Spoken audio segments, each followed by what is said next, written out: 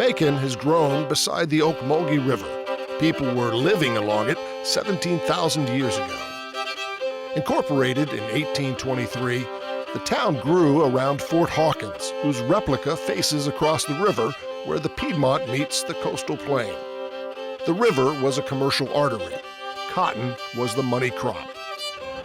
We're standing on Cotton Avenue in the heart of downtown Macon, and this is practically the only reminder left of how important cotton was to the Macon economy through most of its history.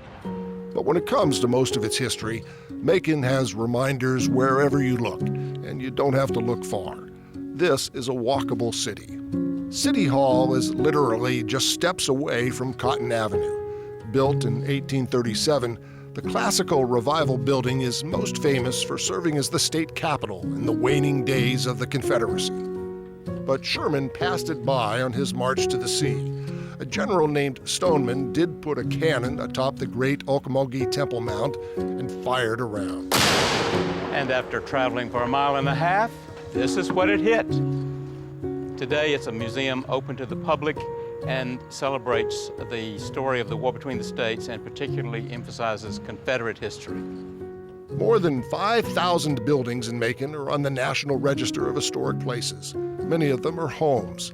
The Sidney Lanier Cottage, where the poet and musician spent his childhood, is now a museum. The Woodruff House, now owned by Mercer University, is a beautifully restored 1835 Greek Revival mansion. The Raines Carmichael House has been occupied continually since it was built in 1848.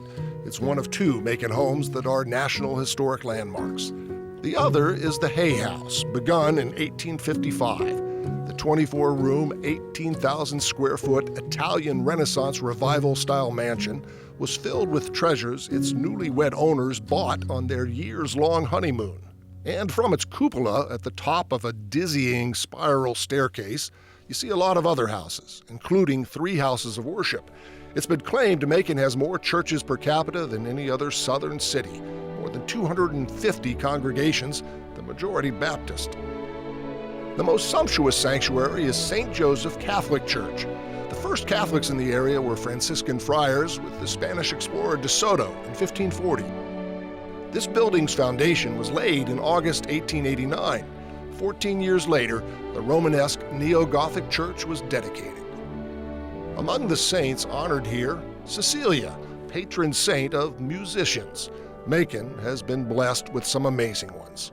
The Allman Brothers, violinist Robert McDuffie, country's Jason Aldean, rock and roll legend Little Richard, and the king of soul, Otis Redding. They appeared early in their careers at Macon's Douglas Theater, a showcase for black talent in the segregated South. After being closed for 25 years, it reopened in 1997 after total renovation. The Grand Opera House originally opened in 1884. In 1908, crowds marveled to see Ben-Hur's chariot race run live on stage thanks to a giant treadmill. During the first 3 decades of the 20th century, stars like Charlie Chaplin, Anna Pavlova, Will Rogers, Burns and Allen, and Harry Houdini appeared on this stage. Houdini disappeared thanks to this trap door. In the mid-60s, the Grand closed. The same civic spirit that has kept so many Macon buildings from being demolished saved the Grand, and in 2005 it underwent renovation that included a new color scheme and twinkling stars in the ceiling. The City Auditorium, completed in 1925, seats nearly 3,000 beneath its circular copper dome, reputedly the biggest in the world. A mural depicts Macon's history through the start of World War I. Macon's commercial history has its monuments too. I am sitting on a bench in Macon's Terminal Station, which was built in 1916. The building was a hub of activity during both World Wars.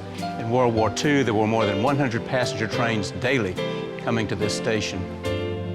Unlike so many cities where the motto seems to be, tear it down, Macon lets it stand and fixes it up and finds new uses for its old buildings. And every year in March, they're decked out with millions of cherry blossoms. So many and so beautiful that the Congressional Record has dubbed Macon Cherry Blossom Capital of the World. History means many things to people. There's a very good chance that whatever it means to you, you'll find it in Macon.